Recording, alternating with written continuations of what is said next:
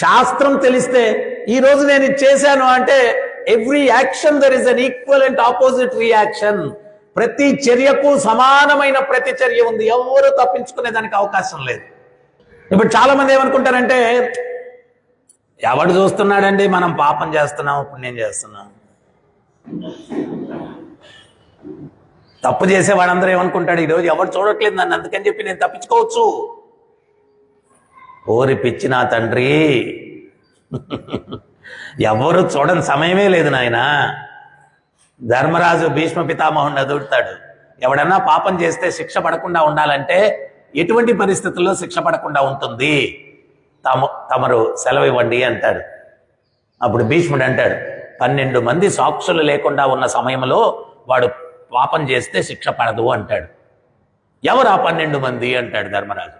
అప్పుడు భీష్ముడు చెప్తాడు, భూమి, ఆకాశము, దిక్కులు, సూర్యుడు, చంద్రుడు, అగ్ని, వాయువు.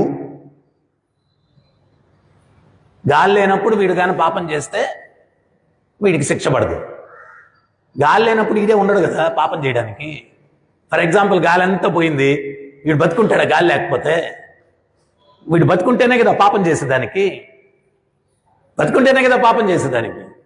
గాలి లేనప్పుడు భూమి సాక్ష్యంగా ఉంటుందంట, భూమి మీద ఉండకూడదు పాపం చేసేటప్పుడు. ఆకాశము సాక్షి అన్నాడు, ఆకాశం కింద ఉండకూడదు, దిక్కుల మధ్యలో ఉండకూడదు, 4 దిక్కులు. సూర్యుడు ఉండకూడదు, చంద్రుడు ఉండకూడదు, వీళ్ళందరూ సాక్షులు అంట. వీటన్నిటికీ మించి మళ్ళా ఇంకో సాక్షి ఉన్నాడు. ఆయన ఎవరు అంటే పరమాత్మ. శ్వేతేశ్వర ఉపనిషత్, ముండకోపనిషత్ చెప్తుంది. ఏమని చెప్తుంది అంటే, శరీరం అన్న చెట్టు మీద 2 పక్షులు కూర్చొని ఉన్నాయి. ఒక పక్షి జీవాత్మ, ఒక పక్షి పరమాత్మ.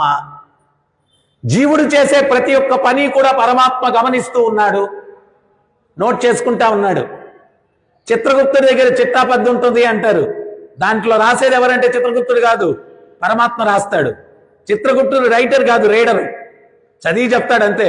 రైటర్ ఎవరు అంటే పరమాత్మ. మన హృదయంలో ఉండి మన మనస్సులో కలిగే ఆలోచన కూడా, ఈ క్షణంలో ఈ పలాని మనిషి ఇది ఆలోచించాడు, ఈ క్షణంలో పలాని మనిషి పని చేశాడు, ఈ క్షణంలో ఇది చేశాడు, మొత్తం నోటెడ్ అన్నమాట.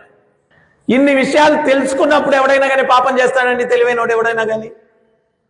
ఒరే, ఆయన చూస్తా ఉంటే నేను పాపం చేసి తప్పించుకునే అవకాశమే లేదు కదరా నాయన, చేసి ఇంక ఉపయోగం ఏముంది, ఏదో ఉన్నదాంతో సర్దుకొని పోవడం బెటరు.